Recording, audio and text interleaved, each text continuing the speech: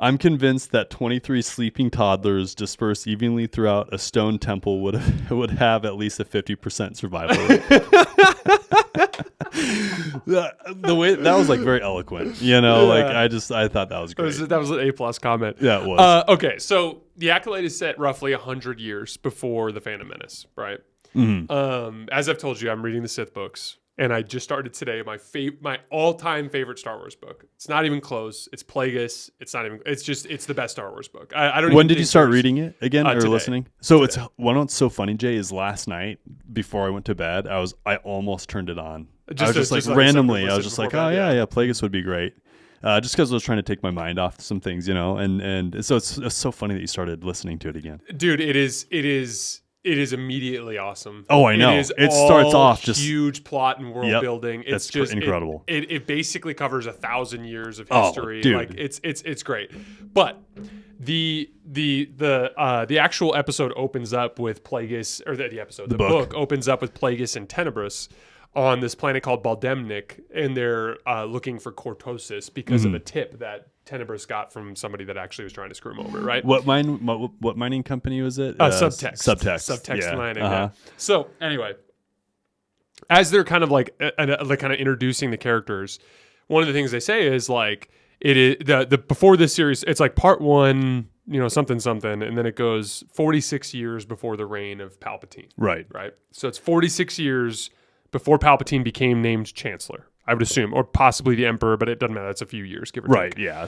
So I think 4. Yeah. But even Max, I think, because Anakin, I think, ages a little bit. Like it might be 15, 16 years later, whatever. Yeah. So, but we're still talking somewhere between 46 to 60 years before Palpatine became either Emperor or Chancellor, something like that, right?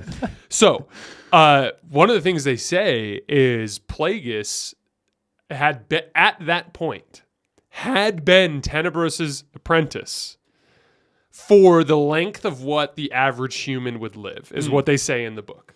So let's call that 75 years. So it's probably in the Star Wars universe is call longer. It 90. But let's call it 75, right? So we are talking about Plagueis being named a Darth, like Darth Plagueis, because as we know from Bane, like as soon as you become the apprentice, you get that name, right? So like Plagueis was one of the 2 Sith Lords as far back, potentially as, let's call it on the short end, 45 years plus 75, it's 130 years, right? At least 130 years before the Phantom Menace, Plagueis was one of the 2 Sith Lords that was alive. And so I'm really, really fascinated by where this is going, in the sense that, and I don't know why I didn't put this together before, but it was me reading Plagueis that helped me understand this, because it was a little nugget at the beginning that I just didn't remember. But basically, Plagueis, let's just put it strongly, according to Star Wars legends, Plagueis is alive during the Acolyte. And you can guarantee that he wouldn't let some pseudo-Sith run around under his watch and not put an end to it. Yeah. Exactly. No, I hear you out. So it's very possible that... Now, Plagueis is a Mun, which is a very tall, slender, giant-headed kind of like alien. Yeah. Banking boy. The banking clan. Every time I say Mun, I have to bring that up. But if you guys remember, the Muns, they're kind of like tall and slender, right? And we've seen our Sith apprentice guy, and he's definitely not. So good point, too. So what I think would be really cool is what if Plagueis is the Sith master? Yes, I think. What if this Sith apprentice ends up dying, and then Plagueis has to, as a result of what happens in this show, whether it's in this season or multiple seasons, what if Plagueis then takes Palpatine on at a later date? Because Plagueis takes on Palpatine as basically a teenager. Yeah, I like that take. I think if they were trying to create some longevity out of the Acolyte, that would be like a season 2 type phenomenon. Mm-hmm. But I totally follow you, and I do think that Plagueis could be the one. And one of the reasons for that, not just like the Legends timeline, because we know that some of that's legit and some of it's not, right? At least according to Disney. To us, it's legit. But you and I also have a very strong suspicion that Leslie, who's directing this, has brushed up on some Legends material. Just some of the themes that we've noticed, which to everyone who's hating on the Acolyte, like, maybe read Bane and see if you still hate the Acolyte. Or maybe give it more than 3 episodes before you decide a show sucks. Yeah, seriously. Like, we get it. Like, the Burning Stone thing, that's rough. But Yeah, it's not weird. nearly as bad as lobbing laser fire, which we saw, in the sequels. So, anyways. But with that being said, Jason, I think that she's probably brushed up on some Legends material. Yeah.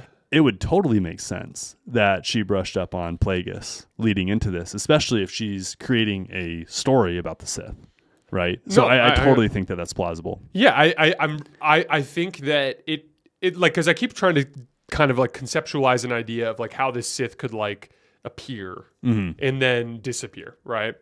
And or I should say appear and then become legend again as the Jedi kind of unknown. As they kind of like go back to not believing they exist, right? And like one of the things that would make sense is like at this point theoretically they would not even know about the rule of 2. Yeah.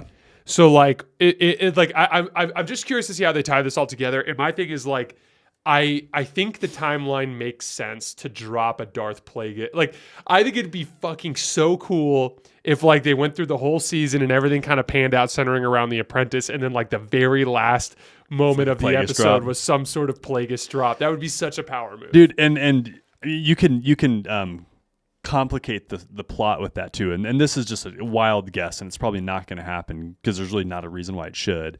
But like, could you imagine if Plagueis found out that his apprentice was like essentially having open castings, and then found out about that and killed him because of it? He's like, the Jedi know about you, and then he kills him because of it. Like, that would be badass. No, so I've been thinking a lot about this because like Palpatine killed Plagueis in his sleep. Mm-hmm. Plagueis killed Tenebris when Tenebris got fooled by subtext mining and an explosion went off in this mine. Plagueis saw Tenebris protecting himself and the ship from falling rock, and then Plagueis was like, it just pulled all the rock down. It's one of the greatest Sith scenes ever. Exactly. And when you go back to Darth Bane and Xana had like a straight up one-on-one conflict with Darth Cognis watching on the side. When they were both powerful. Exactly. You know what I find kind of fascinating is like, it actually makes, because, Darth Bane, like Plagueis actually said, there's a conversation that Plagueis and Tenebris have after Tenebris gets nearly killed. He's like laying on the ground. And Plagueis is basically like, Tenebris goes like, well, better this way than in combat, because Tenebris hadn't put 2 and 2 together yet and realized that Plagueis was the one that killed him. Right. And then Plagueis literally says like, well, Darth Bane probably would have preferred it that way. Like, he straight up says that to him. And so like, what I find fascinating is like, it actually makes more sense to me to do it the Plagueis and Palpatine way. And the reason why, because Plagueis actually says he's like him getting fooled by subtext mining and not sniffing out the situation before Plagueis killed him was evidence of the fact. He literally says it was evidence that the Bith had become sluggish and expendable. Right. And what I find fascinating about that is like the Sith shifted their attention towards subterfuge. Mm-hmm.